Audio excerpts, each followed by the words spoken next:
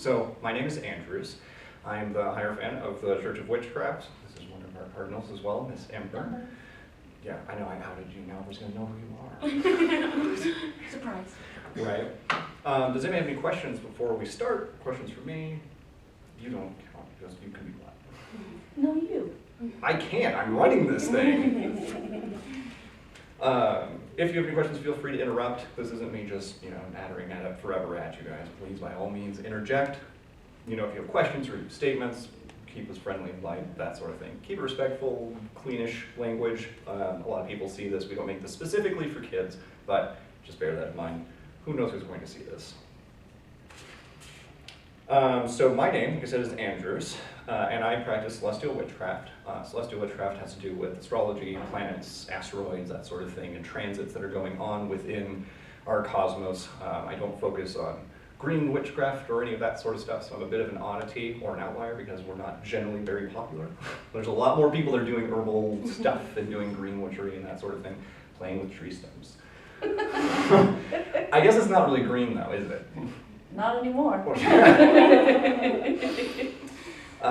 Also, thank you YouTube, the people who are watching this on video out there. I always try to remember to call you guys out as well and welcome you to watching our video and watching me speak again for probably another hour. There's a whole bunch of our videos on there. If you don't want all of our updates that are coming from our Facebook, if you want an easier way to do that, just subscribe, like, hit the bell, all that stuff, because that's going to be a lot easier than us just emailing you and bombarding you with a bunch of messages, because does anybody love that? Today, we're going to be talking about the hands of a witch.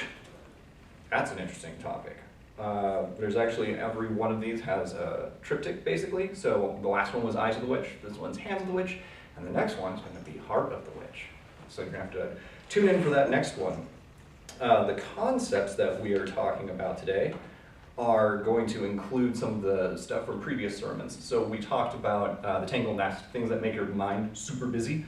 And then you kind of get trapped in there, right? And you end up in that anxiety death spiral, and then you can't get rid of it, right? Part of that is, you can call that shadow work, you can call it basic therapy if you really want to. It kind of depends on what your take is on that. The tangled nest is something that you want to pick apart and try to reason through and get some more clarity, because the closer that you get to understanding yourself, the better you're going to have clarity in your own spellcasting and your witchcraft as well. If you're just super confused all the time and you don't really have an idea or a path or a goal laid out, you start running into some of those challenges. I do need to get my other book real quick. It's on.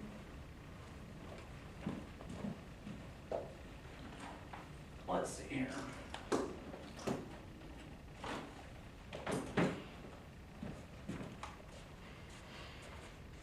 Oh, it's in my binder. That's where it is. Okay. So other concepts that we're talking about also is our self-confidence and self-esteem. We talked about we really uploaded our last video super late, as in this morning. We try to get our sermons out a lot faster than that to the internet, but the last one we talked about casting with confidence, which I really just improv for like an hour. I'm surprised that even worked, but casting with confidence was something that Cardinal Monteverde had brought up as well, that it was, some people have they lack confidence in their own spell casting, right? Am I going to do it wrong? Am I going to summon something crazy into my house? Am I going to get haunted forever? Like, it's okay. You don't need to worry about that. So all of the witches in general are going to be powerful manifestors. And those powerful manifestors, if you're worried and you're always perseverating or fixating on the things that you're worried about, shockingly, those things start showing up. So maybe not really worry about that. Start playing with things. Pick up some of the occult technology tools of the craft.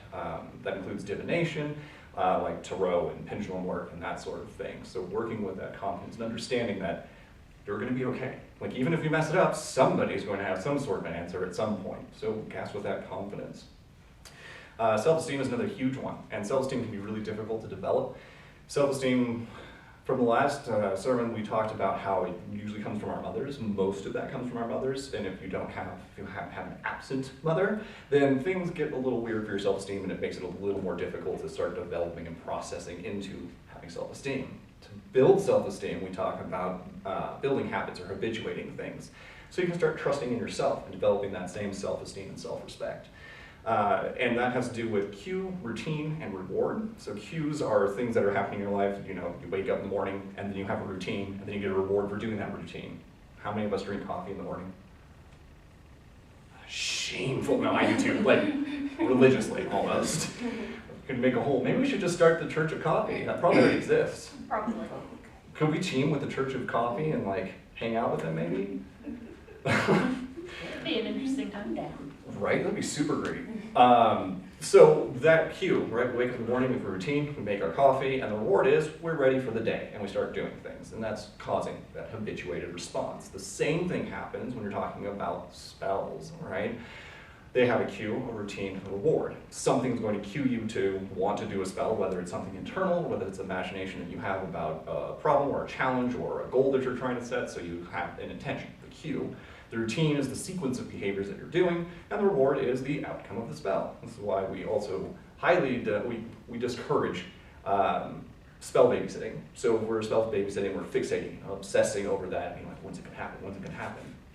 Trust that your witchcraft is going to do what you set it out to do. The intent is there. And building that habituated response is what develops that self-esteem and that respect, which then ensures that you can trust yourself. Because of anything in the world, you need to trust yourself first and foremost. If you can't trust yourself, let's work on that first before you start doing other things. So if there's a lot of that internal concern about, am I going to get a spell wrong? Am I doing this in the wrong sequence? Am I shuffling my tarot cards wrong? You just do it. Right? Witchcraft can be as simple or as complex as you want. There's a lot of different modalities of witchcraft, from Wicca to just, well, celestial witchcraft, ceremonial magic, folk magic, shamanic magic, and they all have different ways of doing things. None of them are exactly right, and none of them are exactly wrong. It's what works for you and what brings your manifestation into this realm, how you want to do that.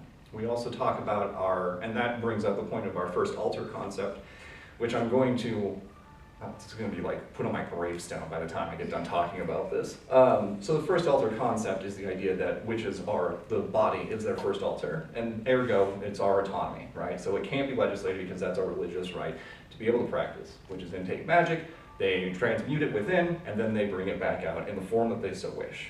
And legislating that would not be possible. Obviously, you can make the easy logic jumps to what I'm inferring about here, but basically, the first altars are protected, and we also support that. So your first altar is making sure that you have a healthy environment in which you are able to work your magic, right? Because that's going to build up your self-esteem, your self-respect. It's having that healthy body and that healthy first altar. You can make a whole bunch of altars. I mean, I'm building a chapel behind my house right now, and there's a lot of ways to do that. But keeping in mind that you want to make your first altar as healthy as possible. You don't want a whole bunch of like crazy cobwebs. Well, maybe you do want cobwebs. I like cobwebs. Maybe just chaos on your altar. Oh. Maybe not chaos then. You have pine cones too? I have been besieged by pine cones. How did you get into pine cones? Okay, well, I just pick up. they just sort of amass. They start breeding. Okay.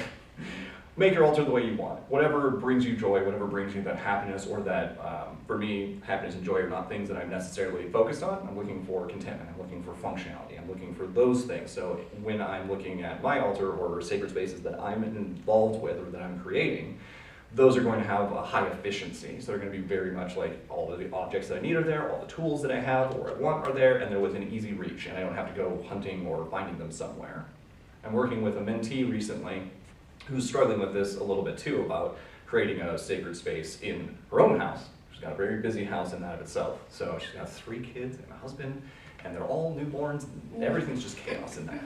But she has some of her witchcraft stuff in her bedroom. She has some of her books in the hallway. She's got some stuff in the kitchen. She's got some stuff everywhere. So when she tries to work at the main altar space, she's like, oh, I have to get up and I have to go get this thing, which means she has to go and deal with her kids and all of that stuff. And so it interrupts that sequence. And then you get this scattered kind of discontent thing. So bringing all of those in closer and, operationalizing what you're doing with your altar is going to help you a lot to sort of focus on what you're doing. So again, same thing with your first altar. If it's that internal person that you're working on, it's that tangled nest, and removing those things and doing that shadow work to help you process through that so you have a cleaner place to work, more consistency and conciseness. In Celestial Witchcraft, it's referred to as the synchronous form, or the synchronized form, and that's really just how clear your body is mentally and that sort of thing, so you know what your intention is and how that's going to work. All right, historic witchcraft rules. So moving on from those concepts, kind of keep those in your head. Historic witchcraft rules. What do witches do? Does anybody have any ideas? Pick a time period, any of them, or even contemporary or historic. We'll go around this way. Any ideas? Help. Help? Help. So which is help things? Mhm. How do they help things? Nurture and align. Nurture and align. Okay. Any ideas? Go to healing, Healing. like herbal healing. Okay, cool, cool. That's what I was going with. Okay, good. Empower themselves and people around them. Okay. Empowerment, all right. Yeah, transmutation is what I would say. Oh, we're just gonna get fancy. Okay, thanks, Harvard. Like, I mean, come on, I use the word perseverate. I mean, pot meat kettle. Historic rules of witchcraft. It depends on what era you're looking at, right? You will see, if you go way, way back, before pre-recorded history, pre-hierarchical, organized religion, women were the closest thing to nature, right? They have udders, if you will, and they were closer to nature. They were working with that. Men had to fight nature because they would go out and hunt things. So in this hunter-gatherer sort of role that they had, the thing that was the other half of the species was women, which was close to nature. Nature's scary because nature eats us and nature will kill us. And so there was some of that small mental gymnastics going on, right? The leap of logic into that women are of nature because they're so much closer because it's visible and obvious, then it's like we have to be afraid of that, or we have to control that because it's outside and it's nature and it's dangerous. I don't agree with this, neither does the Church of Witchcraft. I understand from like an anthropological concept, but other than that, that doesn't track. When you start moving upwards in witchcraft, you start getting into organized religion and agriculture and that sort of thing, you had a separation from the individualized cult institution, the relationship of the self to the divine, individualized cult institution, and then that relationship started to fade because they were busy farming and doing animal husbandry. And so they had to relegate their position of divine, intervention to a shaman, a priest, or other leader. And so then we started seeing the separation of the divine. And then that usually would fall to a male because they usually had more power and the wealth to control those sorts of things and a whole bunch of other cultural stuff. So you get into this, you start seeing that separation into that patriarchal sort of control framework that we started thinking about. We start moving away from people having their own connection to the divine. You'll see the connection to the divine pretty strongly in Asatru and Odinic, Norse sort of pantheons, because they're all like, we have our relationship to this, and that was beyond and above and beyond any of their professions that they had, and they were still engaged with that. They had a spiritual leader, but everybody was part of that spiritual community. And so there are aspects in other cultures that do exist that did maintain that through. Historically speaking, as we start moving forward and we get into that hierarchical patriarch sort of setup, we get into some of the Christianity stuff. I know, don't freak out, it's okay. It's not a bad word. Christianity actually has, if you look at, I think it's Richard Key Kiefer's book, Magic in the Medieval Era, or Magic in the Medieval Ages. He talks about Christian magic, where they have ribbons and that sort of thing, where they put, inscriptions in Latin and they would stick it under the bed of a pregnant woman to bring the healthy child to the world. That's straight up magic. That is a charm enchantment. And so it exists in earlier forms of Christianity. Magic existed, and there was a lot of that. But it was okay because it was their religion and it was their power. So it was all right to have the magic because we were in control of it, right? It wasn't the woman's anymore. It was the priests, it was the clergy, and all the clergy could only be males, and so it became the male aspect. Other historical aspects that you'll see also is in Mesopotamia, Babylon, or Sumer, those places, there's a role. It's probably the best role I've ever heard. It's not male or female. And they call it Haruspex, which is the coolest name for a witch I've ever heard. But the Haruspex was an astrologer, basically, and they would travel around with the king. They would usually have a whole bunch of them, so there'd be like any number of different Haruspexes around, but one would be like one that would stay in the court, one that would travel with them, and it was their guide. And so on the way to places, they would take a Haruspex with them. The monarchs would take one with them, and they would look for the guidance. This is getting back into some of our healing stuff. Same thing in that same time, healing is definitely one of those. Some of the druidic stuff that you'll see has to do with that healing of the plants and the land and that sort of thing. When we started getting some of that, when male control really blossomed, I suppose, which has kind of always been a thing and hasn't been very balanced, witches that would live on the edge of town would have their plants, they'd be doing their healing. And from that healing, if it went wrong, then everyone would go, you did this on purpose. And now you are a baneful witch, and witches were a really good scapegoat. So you could just blame the death of an infant or a miscarriage on somebody else instead of the perfect form of God or divinity as so made. So we would see an offloading onto witches as this kind of scapegoat. Hello and welcome! Hello and welcome! It's good to see you guys. We have some late comers, but we're just going to say hello to you guys. So with that, you have this easy scapegoat, right? Witches work within a liminal space. They're in between states, right? It's the same thing. So think about, and we're getting a little graphic, I suppose. Human waste, for example. All of us don't want anything to do with it, right? But it is of us, right? But still that is taken away. It's like, no, that's not part of us. That's not part of our society. And so we put that away and we have different ideas and things about that. It brings illness, it can bring death, it brings plagues, right? And so they would used to, instead of having graveyards and cemeteries, they would just leave the bodies in bodies of water, like out on the edge of town, and just kind of call it a day and just go, that'll work. And then that, if you start pairing the witches living on the edge of society, the witches living near those places where there's fecal matter and there's all of the stuff that are of humans that are discarded, then you start lumping all of those things together. We start getting this sort of blame game that's going on with witches in history.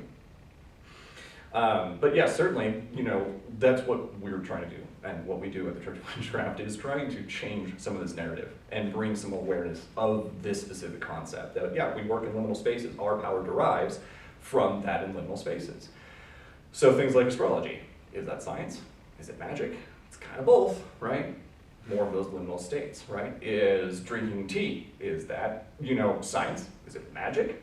Is a potion just tea? How far are we gonna go with this, right? And so you get into these gray zones where liminal spaces start really coming into focus. So for me, witchcraft and all the power that's derived from whatever source, be it elemental, a deity, summoning, whatever you want to do with it, is from a liminal state of being or a place of liminality. And we can draw a lot from that. And that's where we started our crafting from. The other ones, shamans. I didn't mention the Oracle of Delphi, that's another one. How we get visions, how we get insight, right? Things like clairaudience, clairsentience, claircognizance, clairgustatory. Somebody's gonna have to help me with these, there's like 7 or 8 of these. Nope, no one's has the, okay, so there's several clair abilities, essentially. There's like clear knowing, clear sight, clear intuition, clear stomach, basically. Some of that comes with those kinds of visions or prophets, and that gives us insight to things that are moving into our state of being, right? Whether it's something in the past that might have been affecting us, again, a liminal state, or something that's going to be coming up in the future, and witches are able to do that, right? That's something that we focus on, and those are some of our functions, and we can use that in our own lives for ourselves as well as outward, empowering people, healing things, and guiding others in that kind of effort. Making good time, right? What time are we at? 6:56. Yes, okay, we're almost halfway through. I'm going to ask a couple of questions here. So call to actions are an important thing, right? I'm not just going to narrate you forever. I'm actually going to ask you to do things, right? Maybe not right now. But the biggest question that I had to ask myself, and then I ask of other people, is what is it that you will craft? And that is the intention piece. What is it that you want to craft? The beginning of planning of this. Let's start on this side of the room. I don't know if I understand Okay. the question. So what will you craft? What things in your witchcraft? What things will you bring into witchcraft or use for your witchcraft?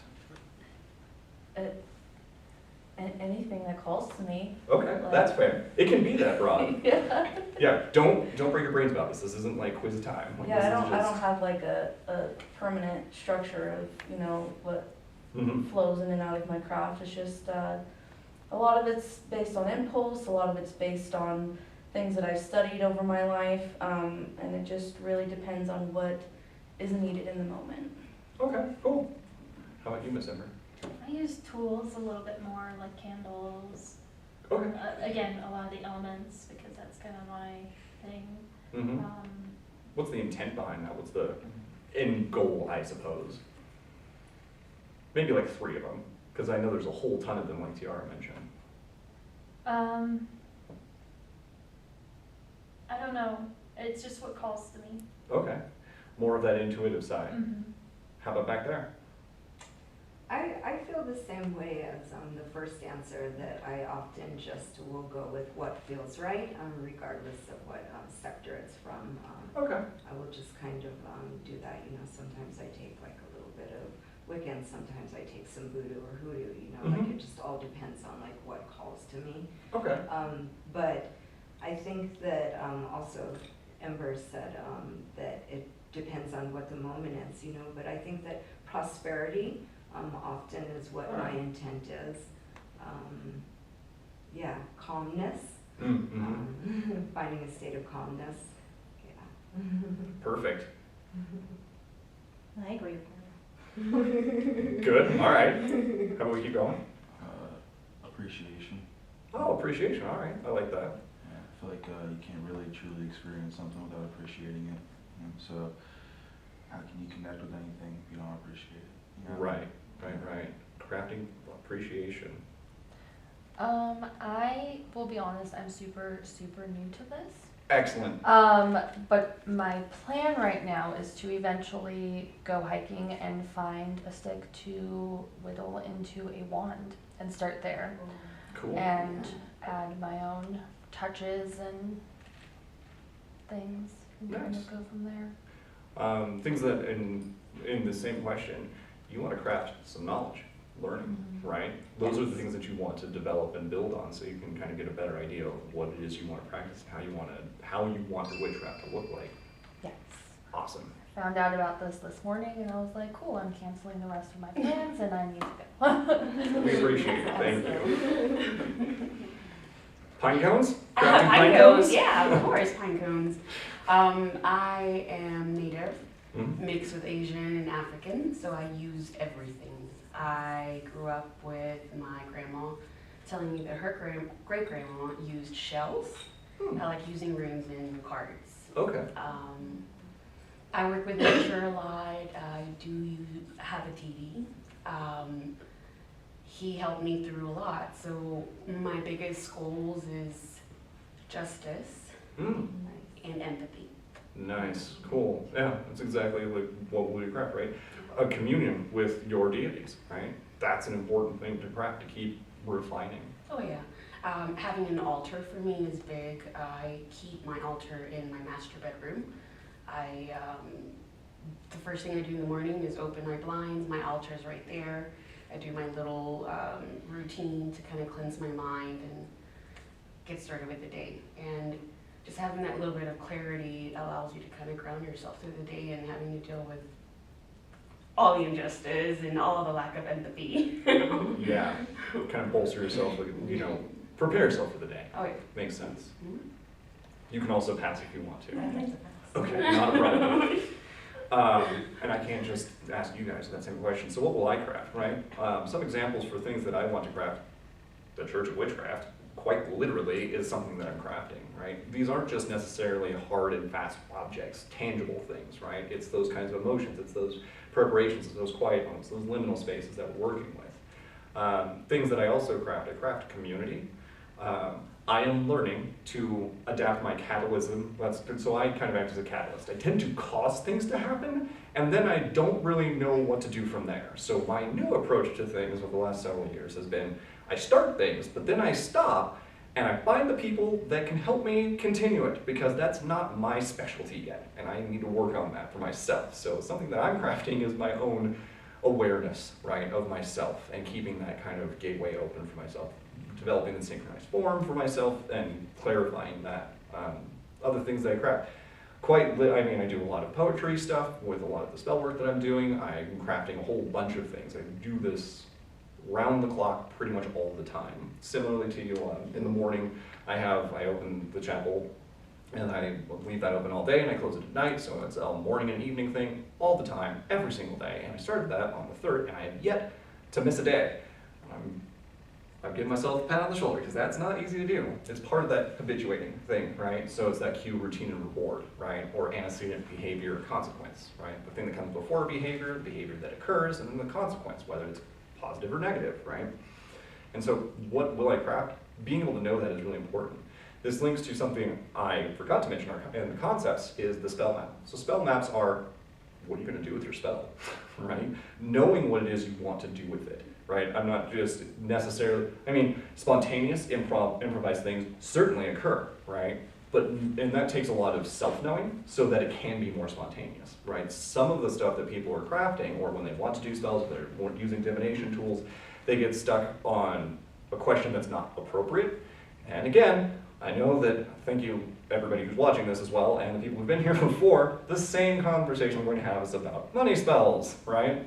I'm not going to go into depth about this too much, but basically a lot of people say, I want money. But you don't want the cut squares, you want the things that money gets you. And it's not even necessarily the objects, it's the security, it's the safety. So really the spell is more geared towards, I need safety and security. To be spontaneous and improvisational in your spell work is to know yourself and know those answers earlier than later.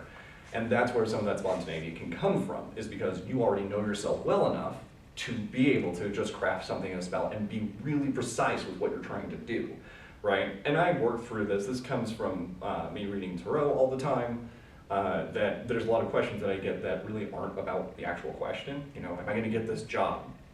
It's not that you're trying to get the job. The job comes with stability, security, discipline, devotion. It comes with structure and framework. Is that lacking in their life? What do the cards tell me? Is the framework missing in there? Maybe that's something I'm going to suggest when I'm reading. That's what I'm looking for. And the job that for me in this effort, and this is going to also sort of come up in the next sermon in Denver, is which a vocation or religion, or is it both, right? Developing this framework and helping people, you know, this is kind of my vocation, is what I imagine being a claiming title of which is that it's a vocation that you're doing for the community, the historical roles that we were talking about. Healers and guiders and seers that are doing things to assist their community. And the Church of Witchcraft wants more of that in the community. We want to encourage witches not just to kind of stay in their own solitary bubble only, but to expand out and talk to the community and guide the community. Why aren't we visible, right? That's a rhetorical question that could go on for hours, and I have plenty to say about that. But the important piece about this is being open to the public, being open to that, you know, those things so people can access what we do, right? If you're comfortable with it. I'm not saying if you don't feel comfortable doing it, don't do it, right? I'm not going to tell you, I'm not going to force you to do stuff you don't want to do. If you need to be solitary for a while and get comfort in yourself and find that self-respect, do that first. In all of the documentation that I write for the church that is drafted for the church, it is always in this specific order, that it's individual, family, friends, coven, or witchcraft group of whatever iteration, and then lastly, the church, in that specific order. We want you to be well first, because you can't do much of anything if you're just a train wreck. Now, people aren't going to be perfect. You're going to be dealing with maybe a third to two-thirds okay, and that's pretty good. You can't get exact in your lifetime. Because otherwise, if you're perfect, I think you would just spontaneously die. You would just auto-perish, and there would be nothing left to do, because you're perfect. You have nothing else to resolve, so why continue existence? There would be no reason, other than maybe being an example, but that's a little bit flimsy in my opinion. So, when I'm crafting, those are the things I'm thinking of. I'm crafting within the community, not just within the pagan community or the witchcraft community, but also in the external community. What can we do for that? And that's what 1692 Crew on our Discord is about, is developing places where we can do joint spell work, right? So whether we're doing support magic, or we're doing additive or subtractive magic, we want to encourage people to build spells and magic and rituals for the community that doesn't necessarily even have to do with the witches that are in it, right? There's a lot of healing that has to happen with witches first, and there's a lot of mistrust and a lot of misinformation. There's a lot of gatekeeping that's going on, so there's some toxic stuff that's going on and has been going on and will continue to go on and is irresolvable. But we can kind of reduce it a little bit with some of this awareness in our own stuff. What things, now that you have my example, what things do you craft, right? Not just what will you, what's going to be coming up for you, but what do you craft now? We'll start on the opposite side of the room and go around. You can also skip if you need to.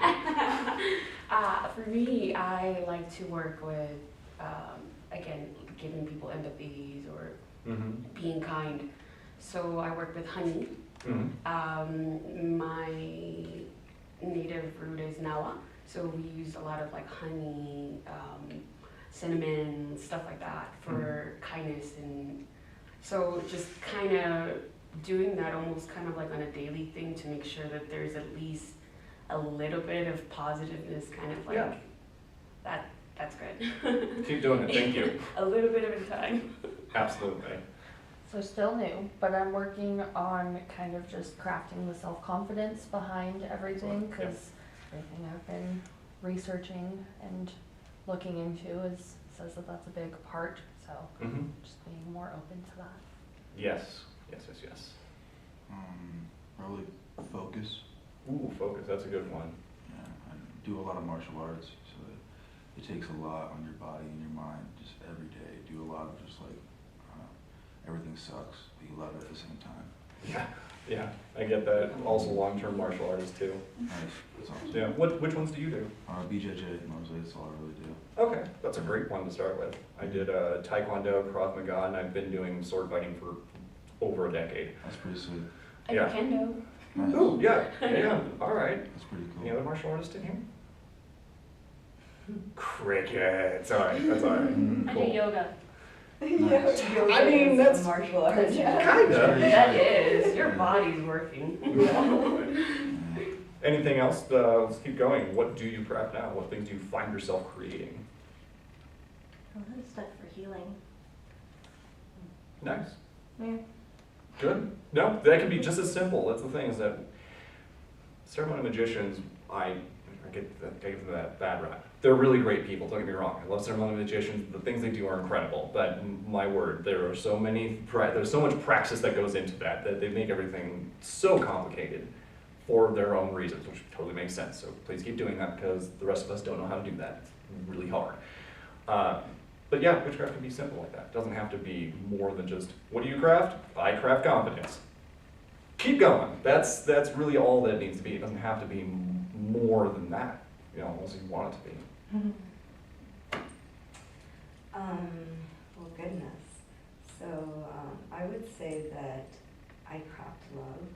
Okay. I have children, so I Perfect. definitely am constantly trying to craft confidence and love in them.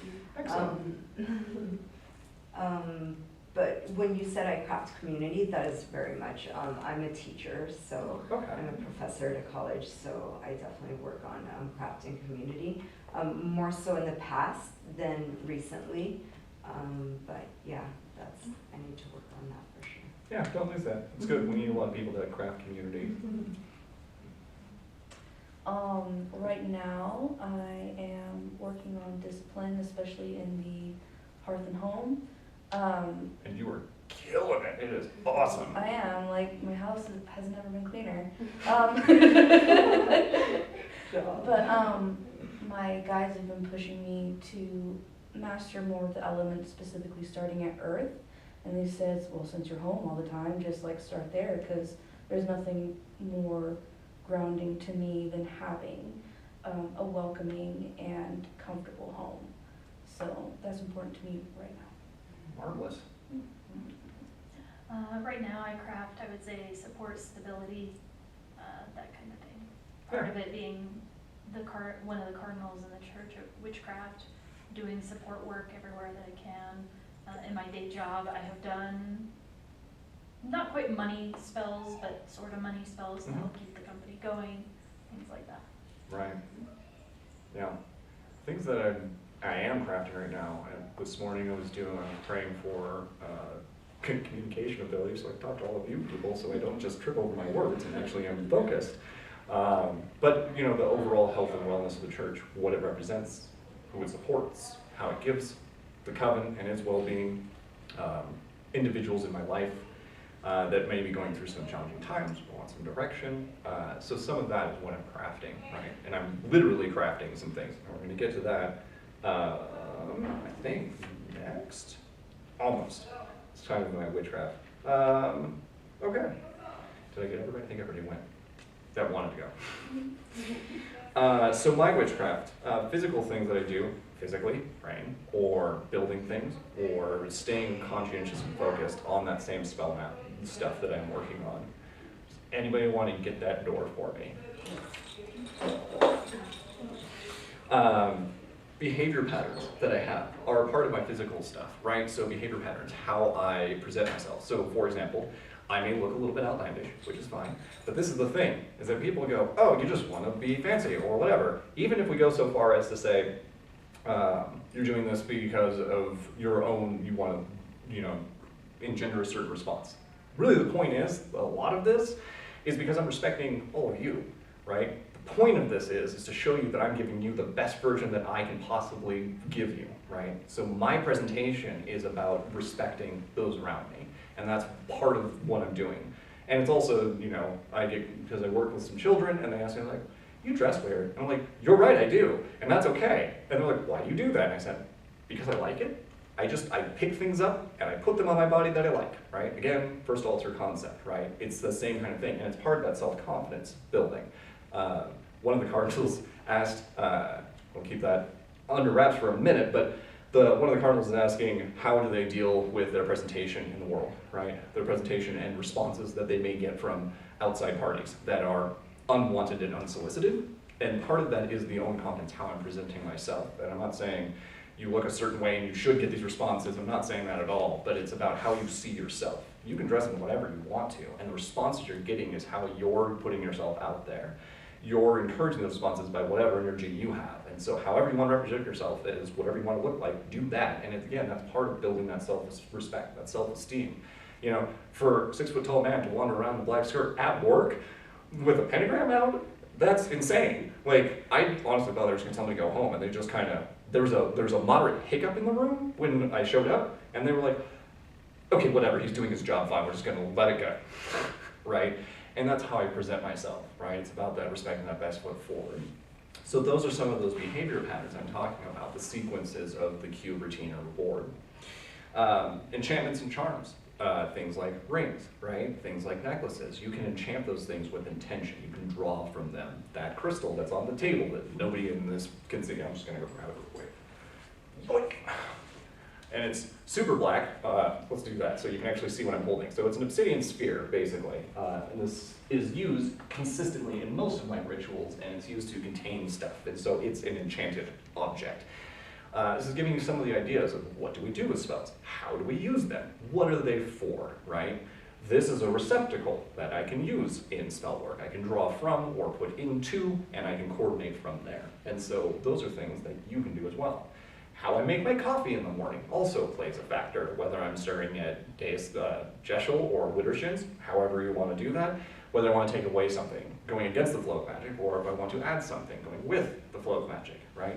Think about those things in your own behaviors. How you dress yourself, what you're doing in your behaviors throughout the day, how you walk and carry yourself. If you're slumped over all the time, eventually that's going to be, it's a illusory weight on yourself of just being slumped over. Stand upright, and it's going to change a lot of the things that you do for yourself and how you represent yourself and how you see yourself in your own mind. Just like when you have self-talk. I don't like myself, or man, that was a stupid thing. Try to be nice to yourself, because you're it. Like, there isn't, and I talked about this in another sermon, none of you are special. I know, it's super scary, but we'll fix that. You make yourself special. If you're not talking to yourself in a way that you would talk to another person, if you're not carrying yourself in a way, if you're carrying that kind of slumped over weight, you're starting to engender that same kind of ethos within your life, and you're crafting something by your physical behavior also, what you do and what you don't do. And being aware of that and being observational, like I was talking about in Eyes of the Witch last sermon, was being observational about what it is you're doing and how you're making that happen. Because if you're not paying attention to that, you're not being intentional. And if you're doing a manifestation or trying to create spell or ritual, you have to be intentional, right? If you're just errantly wandering into just like, we're gonna do ritual now with zero preparation or any idea of yourself, of your state of mind, like there are some times that I just won't cast. I won't do rituals, I won't do stuff because I'm not in a state that I want to be in, that I can give the respect to the celestial court that I work with, and so I don't. I withhold, I abstain. And that even overrides like equinox, solstice, it overrides lunar rituals, it overrides all of that, because if I'm not in a state that I'm prepared for, I can't bring myself to that same place. And so I don't want to do the disrespect to that So when you're doing something wrong, I don't really care for the terms wrong. You might be doing something that's less aligned with yourself, less aligned with your intention. And the more that you pull apart that tangled nest, the better you build your spell map, the intention that you have, what you want to get out of it, what the real meaning of that is, the better you carry yourself, the better self-talk you have, nurtures that first altar and starts preparing you for that. In metaphysical preparation, I'm working on, and that's part of some of that, working with your deities, working with elements, working with whatever it is that you're doing, right? Whether it's totemic, doesn't really matter. Those are the things that you're preparing yourself for. Those are the behaviors, the consistent speech that you're having, the ongoing conversations that you're having with the divine, that individualized cult institution. For me, I really find myself preparing those spaces in my physical self, the metaphysical side of things, and together that brings me a lot of, big word, claircognizance, which I mentioned before. I just know some things. For example, I built, and this will get us into our next topic, I think I'll start finding. Let's see, where are my cards? Almost. I'll speed this up a little bit. So I had an idea randomly. I was like, I just had the idea. I need to make a prayer kneeler. So literally, it's I just thought I need to do this. I had no idea why I was doing that, and I just built it. I didn't need to know why. I didn't know what the purpose was. It just said my brain just went build it, and I was like, all right, brain, let's do it. Like that has to be something that's coming from the conversation I'm having, that ongoing observation, and so I'm trusting that. Building that self-esteem, allowing myself to trust myself and build that special space in myself and go, yep, you can just do that. And I didn't have any idea what that would beget. And now I'm, 3 weeks down the road and I go, oh, now I see why I did that. Now I have a reason behind it. So there's a lot of me just knowing stuff, but not really knowing why I'm doing it. So I just sort of, as long as it's in line with my loose ethics and morals, then I'll tend to do it. Use some trepidatious caution with that. And that is the physical things that we craft as well. You were mentioning also that you were trying to craft wands, but in my witchcraft there's literal building, right? You can also do things like herbal witches, for example. What do you think is a literal thing that they could do, a physical thing they could do? Any ideas? Craft potions. Potions? Or Cookies. plants. Grow plants? What about baking? You could just bake food, bake your intentions into that. Literal physical magic that you're doing. And that is across the board. There's a lot of ways to do physical magic. There's a lot of ways to do metaphysical magic. There's differences between those things. The other place, making runes. Shells, I believe, is that you were saying? Great-great-grandma, yeah. Great-great-grandma. She, African, so she used shells. Mm-hmm. My grandma used cards, and I use runes and cards. Right. And making runes is another one. Owen, for example, that's another one where people are carving into sticks and that sort of thing. My crafting of physical stuff is actual divination systems that don't exist, or hybridizing concepts. So I do a lot of magical R&D, so I'm physically building new systems for divination. Also verse and rituals. That's a physical thing that you can craft. So verse in rituals or spells, poetry, right? Everybody's familiar with the AABB rhyme scheme, right? Change it up. There's a lot more. There's volumes written about this. I use the Poet's Manual, I believe, but I use that and it explains all of the different forms of poetry, different historical forms of that, and creating new poems for the spell work, right? For example, I'm gonna miss this. I think it was Breed. I want to say B-R-I-G-H-I-D. I did not know this, but I decided in one Imble, I thought, you know what? I'm going to go ahead and write a poem. I had no idea what I was doing, so I wrote a villanelle. It's 19 lines. I read it, I wrote it, it was great, I still have it, and then I realized later, the next day, the sacred number for Breed happened to be 19. And I didn't know that when I wrote the villanelle. I was just, in my brain, I had that claircognizance that said, write a poem, make it more complex. She's also the deity for writing. I know. Trust me. That, all of that came out after Imble, and it went, oh, okay, that's why I'm doing that. So there's physical craft. How you physically craft, you can do it in a lot of different ways, and those are things that you can bring into your spell map, right? It's not just, I'm going to sit and do a spell over a cauldron, right? I'm going to do a spell with my baking. I'm going to do a ritual when I'm baking, right? You can make them as elaborate as you want, or as simple as you want. There was a person that I knew that had a conversation about The full moon's coming up. What am I going to do? I'm out camping and I don't have all the things. And I'm like, well, first off, you're camping. You've already nailed it. Like, you did it. You care. But they were like, how are we going to prepare for this thing? And I said, well, all you need to do is like, do you have a candle? And they said, yes. And I was like, great, do you have a lighter? Like, yep. And I'm like, can you see the moon? Yes. Congratulations. Go get a candle, light the candle, look at the moon and go, thanks, blow it out, you're done. Simple, right? You can make that as elaborate as you want to or as simple as you want to. Some of the more simple stuff is going to be the more powerful because it doesn't get diluted by all the things that are going on, right? And so I encourage people to do those physical crafting things, the metaphysical crafting things, observe your behavior, develop that trust in yourself and the habituated responses that you have, the sequence of behaviors that are with you every single day because you're the one that makes you special. Number 5. Whoa. Other things that I do that I use transits of the astrology to portend days, weeks, or months, responses, and challenges. You can cast with friends or a coven or by yourself.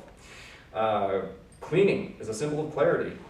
Tiara knows all about that. Sweep in and out, right? There's a reason that you have a besom or a broom. You're sweeping out magic, sweeping in magic, sweeping out the evil, sweeping in the good. Or maybe the reverse. Maybe you're sweeping in evil and I'm like, you guys can go for it, man. I mean, I probably won't hang out at your house very long, but, you know, do as you will.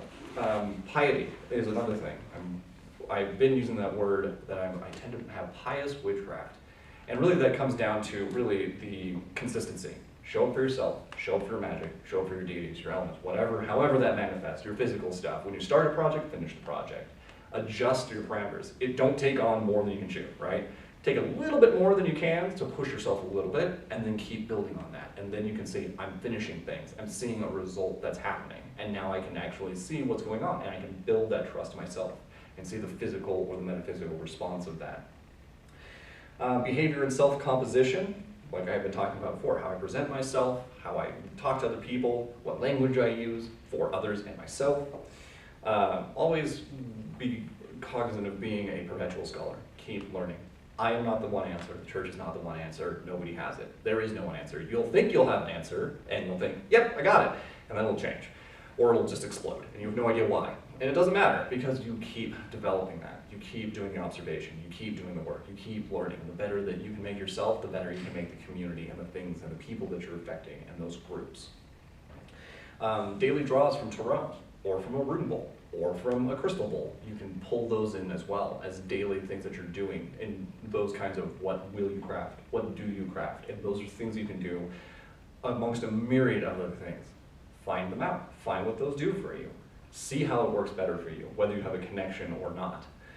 And then also, I tend to myself, I charge at night. So, meaning that I do way better in the dark. This room is way too bright for me, but I deal with it because the camera won't work, and it would also be really creepy if I was just looking like this, standing in the dark, just spooking around. Like, looming is like one of my favorite hobbies, honestly. Like when I'm writing, you know, people are like, what is it about you that you like to do? It's like, what are your hobbies? It's like, I like chess, I like baking, long walks on the beach, and looming. And they're like, wait a minute, looming?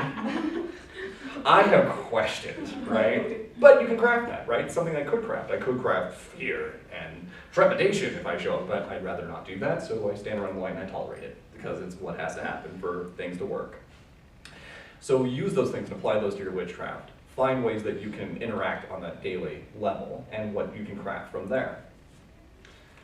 7. Closing. I know we're done. Thank you for bearing with me through this whole thing. I appreciate all of your attendance, as well as people who are watching here on YouTube. I tried to wear a white shirt, by the way, so you could actually see me against this wall, because usually this is just solid black, and it's really difficult to see me on a camera. So these concepts that we were talking about, the first altar, the right to your magic, the inviolate nature of those things, and honoring that within yourself, honoring the elements of the deities and adoring those things, being consistent, developing a spell map, and making sure that you're going with intention and reason and finding the underlying meaning of that. The self-esteem, the self-respect that you're building are all components of that. Don't forget to do those, right? And you're gonna get them wrong. Celebrate all of your failures. Oftentimes, like, especially with when I work, parents, I watch parents too, when they're playing with their newborns, whatever, they fall down, they go, oh no! Immediately setting an intention for the child to know that failure is not okay. Instead of they fell down, just go, nice job. Totally different atmosphere, right? If they're celebrating that failure, they're celebrating that exploration, and that failure isn't a scary thing. Similarly, you can do that in your own lives, right? With my clients that I work with in my day job, often I just let them fail. You go nuts. Like, they're just like, well, I'm gonna do this, and it's not what I'm supposed to be doing. I'm like, do it, do more of it. And they're like, well, I don't wanna do it now. And I'm just like, no, go ahead. Like, okay, maybe I should do this because you're really encouraging me, and I'm a little concerned. And I'm just like, go for it. Like, what'll happen? I'm like, I guess you're gonna find out. And they're just like, well, maybe I'll just listen, actually, because I'm a little scared about what you're gonna do. So allow yourself those errors in what you're doing. Learn from those mistakes. Allow those to be normal. Normalize errors, right? Try different things. Pick up different tools. Casting with confidence is really important. And to do that, you have to be able to fail up, I guess would be the best way I could phrase that. And trust your witchcraft. Know when you set your intention that it's going to work, that yep, I'm going to set this and it's going to go off in the world and at some point it's going to show up. Kind of keep and I'm stealing this from UTR, the slip of the mind. Is that what you said? Sleight of mind. Sleight of mind, thank you. Sleight of mind. Could you give us a little bit of a definition? Sleight of mind is a concept from chaos magic where when you cast your spell, you immediately try to remove it from the conscious mind by doing something else or doing something random. So that way the spell is not tainted by, what's going on and, all the other things that weigh it down. You just put it back into the subconscious and you let it do its thing. Mm-hmm.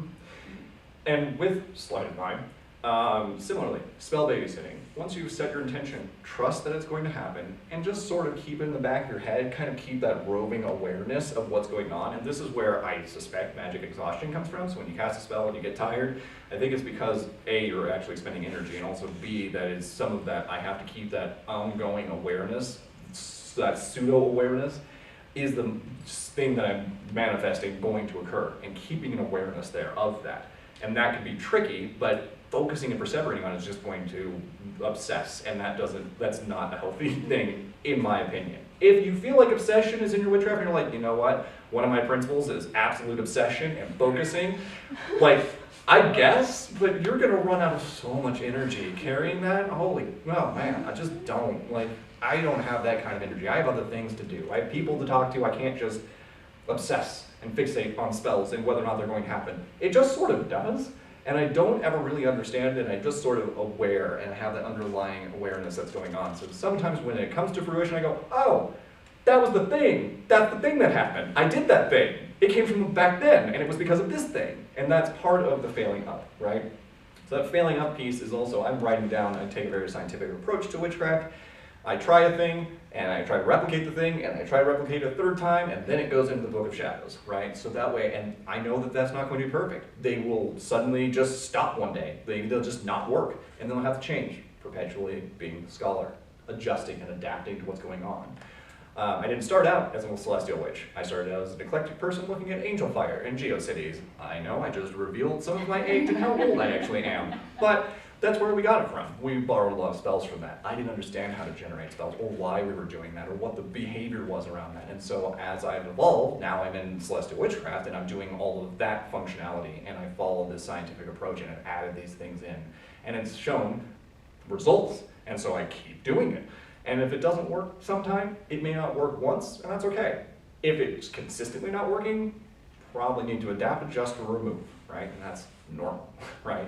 Being able to fail and being comfortable with that is really important. So again, your call to action is, what will you craft? Again, and now this probably makes slightly more sense of when I ask, what will you craft? Is being aware of what you want to see in the world.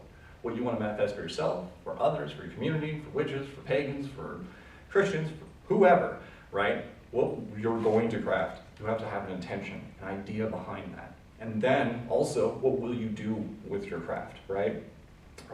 So the things that you are crafting and being aware and consistently aware. I'm doing this thing, right?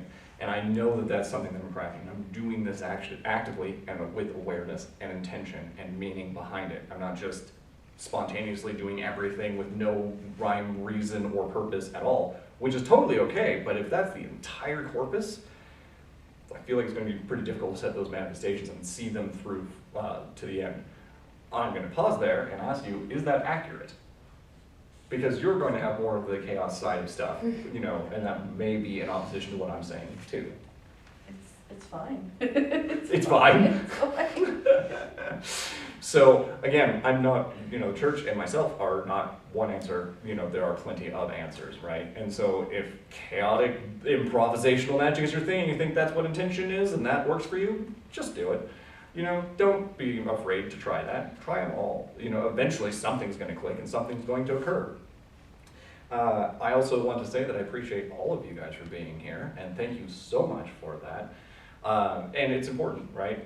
We do this consistently, and we do it every single month, and I have and will continue to preach, even if it's in a room of one. I don't care. It's important and it needs to be made, and so these things and concepts need to be continuously talked about and need to be brought to light so that people who are new witches have some basic idea of like, oh, yep, you have license to fail. It's totally okay, please do.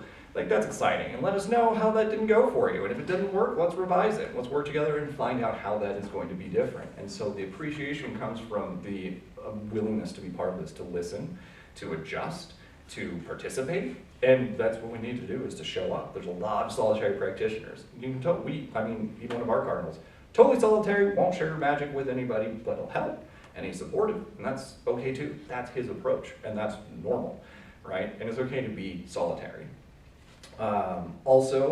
We have all of our, so we have Discord available, we have our YouTube platform, obviously, there's several videos on there now. They're long, so just put them on in the background and do some other stuff.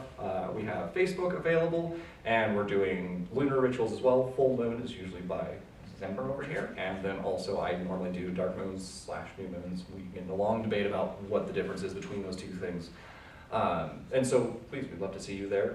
And just keep doing more magic stuff, right? Tell people about this. We also have membership available for church. It's not required. You can go on our website and you'll find that. Same thing goes to anybody who's watching this. You can go to the website and you'll see our calendar and all of our updates. And you'll see all of our membership forms on there too. And if you have questions, we are always accessible. You can message us, call us, email us, what have you. There's also a donation page on there, and I'm not going to get too heavy on this, but also if you feel like donating, there are options for that as well, and we always appreciate that because it helps fund our occult library as well, so we have a whole bunch of books for that are specific for witches, as well as any of the projects, like making sure we have Zoom available, making sure we can build these things and create more stuff for the community, by the community, because it's not just what we want, it's what everybody else wants. And that same thing goes out to the internet as well. This is your creation. If I wasn't doing this, if none of you were here, I'd just be a crazy dude preaching in a field somewhere by myself, and what good is that really to do anything? I just look Looney Tunes. Which is fine, I suppose, but I really appreciate having people around that can further these goals and these ideas and build more stuff for not just the church, but also for the church, the community that it supports. Because there's a very select handful of us that are running this, and it's very helpful to have other people carry on that same mission of revitalizing witchcraft under a flexible common practice. There's no one modality, there's a whole bunch of answers. So if there's many paths to the top of the mountain, basically. And there's so many of them, we don't have them all. And we want more representation from everybody as well. So again, thank you for being here, and now I will stop talking at you and, talk amongst yourselves as well. And thank you, YouTube. How about we have a thank you, YouTube, from everybody else as well? Thank you, YouTube. Oh man, that was great. Good job. Thanks, and we'll see you at the next sermon. We'll have these up in as fast as we can possibly get them up.